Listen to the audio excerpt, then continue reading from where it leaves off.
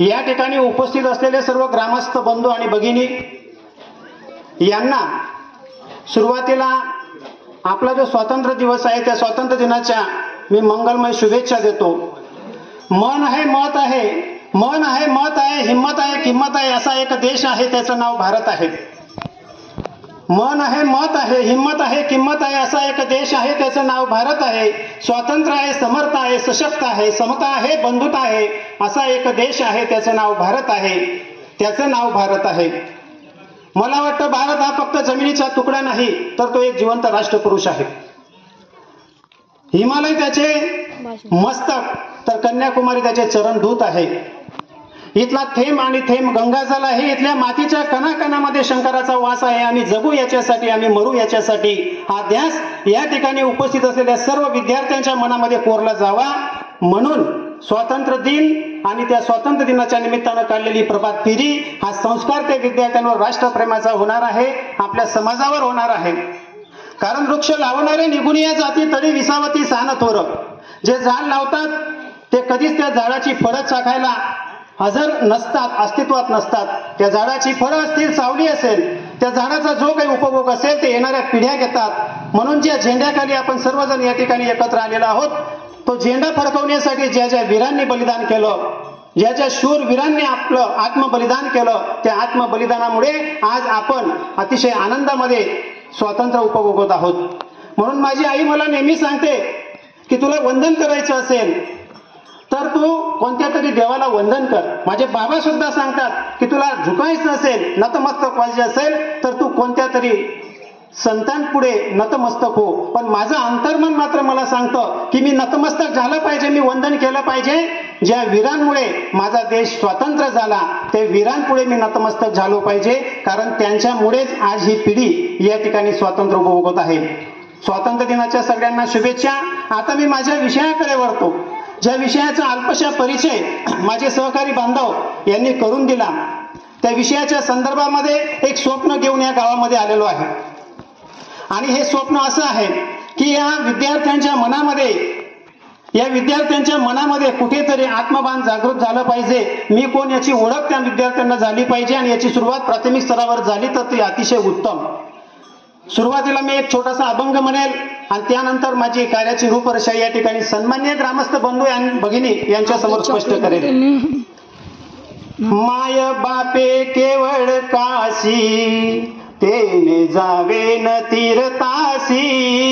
माय बापे केवळ काशी तेने जावे न तीर्थासी. पुंडलिके काय केले परब्रह्म हुबे ठेले. तैसा होई सावधान धरी हृदयी नारायण. तैसा होई सावधान धरी हृदयी नारायण. तुका म्हणे माया बापे अवघी देवाची स्वरूपे. तुका म्हणे माया बापे अवघी देवाची स्वरूपे. पवित्र व्हायचे असेल, पावन व्हायचे असेल, मुक्ती मिळवायची असेल तर काशीला जायची गरज नाही.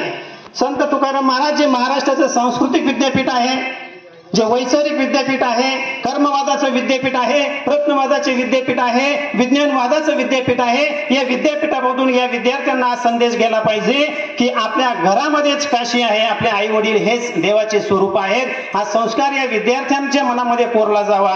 हे छोटे छोटे अभंग या विद्यार्थ्यांच्या मुखामध्ये यावेत, त्यांचा अर्थ त्यांनी ग्रहण करावा. म्हणजे येणारी पिढी या गावाची अतिशय संस्कार कर्मवादाने प्रेरित झालेली, विज्ञानवादाने प्रेरित झालेली असेल.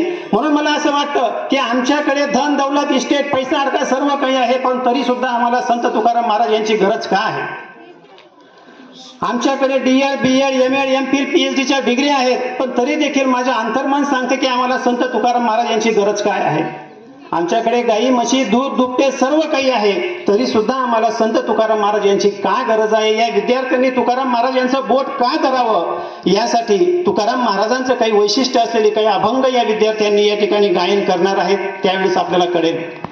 ऐसे कैसे झाले बंधू कर्म करुणी म्हणती साधू. अंगा लावून या राख डोळे झाकुनी करती पाप. वैराग्याच्या कडा दावून वैराग्याच्या कडा भोगी विषयाचा सोहळा. तुका म्हणे सांगू किती जडो विषयांची संगती, जडोतयांची संगती, या विद्यार्थ्यांच्या मनामध्ये अंधश्रद्धा ज्या आहेत त्या अंधश्रद्धेच्या बद्दल लढा उभारला पाहिजे. जे संत तुकाराम महाराजांनी 16व्या शतकामध्ये उभारला, हा संस्कार या विद्यार्थ्यांच्या मनावर कोरला जाईल, म्हणून आम्हाला संत तुकाराम महाराजांची गरज आहे.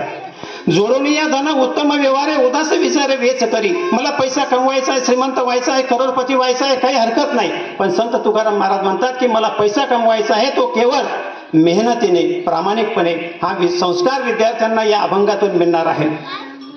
त्याचप्रमाणे वृक्षवल्ली आम्हा सोयरे तळी विसावती सान थोर.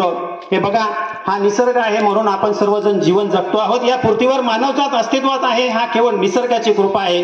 याचं महत्व संत तुकाराम महाराज यांनी आपल्या 16व्या शतकामध्येच लोकांपुढे, समाजापुढे स्पष्ट केलं. आणि म्हणून या विद्यार्थ्यांना पर्यावरणाविषयी प्रेम, पर्यावरण संरक्षणाविषयी प्रेम, संवर्धनाविषयी जिज्ञासा निर्माण व्हावी, त्या दृष्टीने प्रयत्न केले पाहिजेत. म्हणून आम्हाला संत तुकाराम महाराज यांची गरज आहे. परावी या नारी रुक्माई समान. आज मी माझ्या आईसोबत जसं वर्तन करतो, माझ्या बहिणीसमोर जसं वर्तन करतो, तसं समाजामध्ये इतर स्त्रियांशी वर्तन करतो का, हा फार मोठा गंभीर प्रश्न आज आपल्याला या ठिकाणी भेडसावत आहे. आणि म्हणून ही पिढी अशा प्रकारे घडली पाहिजे असं मला वाटतं की बहिणीसारखं वर्तन जसं मी माझ्या घरामध्ये करतो तसं इतर मुलींबरोबर, इतर महिलांबरोबर मी केलं पाहिजे.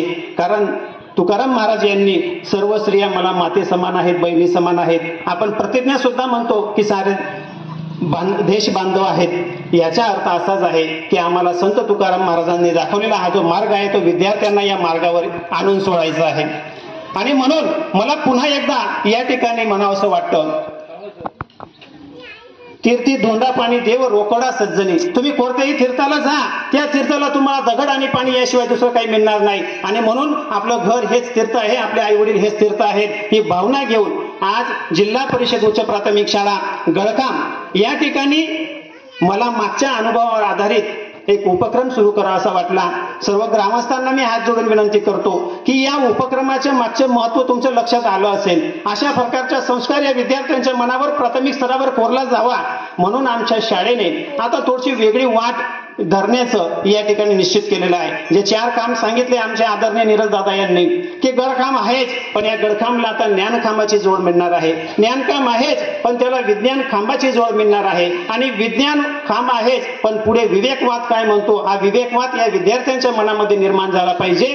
म्हणून मी आनंदाने, मोठ्या उल्हासाने या व्यासपीठावर सर्वांना वंदन करतो. या व्यासपीठावर सर्व ग्रामस्थ, ग्रामपंचायत कार्यालयातील सर्व कर्मचारी, आमचे मित्र, त्याचप्रमाणे या गावाचे सन्माननीय सरपंच नितीन दादा, अंगणवाडी ताई, आशा वर्कर ताई असतील, आमचे सहकारी शिक्षक असतील, या सर्वांच्या वतीनं आज मला या स्वातंत्र्य दिनाच्या निमित्तानं या गावामध्ये संतवाणी दर शनिवारी या उपक्रमाचं उद्घाटन करायचं आहे.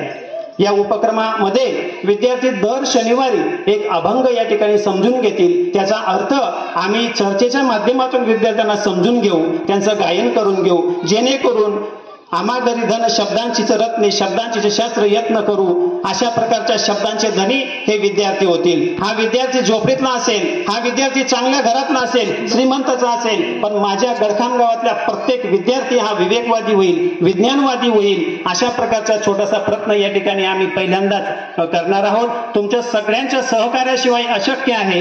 कारण गावाला शाळेला आणि शाळेला गावाचा अभिमान असला, गाव आणि शाळा एकत्र आली तर आणि तरच ही पिढी घडणार आहे. या आत्मविश्वासाने मी आता आपल्या सगळ्यांच्या वतीनं, शाळेच्या वतीनं, सर्व विद्यार्थ्यांच्या वतीनं मी या गावाचे सरपंच, आमचे मित्र नितीन दादा पाटील यांना विनंती करेल की त्यांनी शुभ हस्ते संतवाणी दर शनिवारी या उपक्रमाचं उद्घाटन करावं. पण जोडून मी सर्व आदरणीय व्यासपीठावर विराजमान सर्व सन्माननीय पदाधिकारी यांना सुद्धा विनंती करेल, माझ्या स्टाफचे सहकारी शिक्षक बांधव आणि भगिनी यांनाही विनंती करेल की एक छोटंसं पाऊल ही शाळा उचलते आहे. आपल्या सगळ्यांना मानसिक त्याचप्रमाणे वैचारिक पाठबळ मिळणं आवश्यक आहे. म्हणून सगळ्यांनी व्यासपीठावर यावं. आणि मी पुन्हा एकदा मला बोलण्याची थोडी संधी मिळाली त्याबद्दल आयोजकांचं, ग्रामपंचायत कार्यालयातील सर्व सन्माननीय पदाधिकारी, ग्रामस्थांचं मी या ठिकाणी आभार मानतो. आणि नितीन दादांना विनंती करतो की त्यांनी फीत कापून संतवाणी दर शनिवारी या उपक्रमाचं उद्घाटन करायचं आहे. धन्यवाद.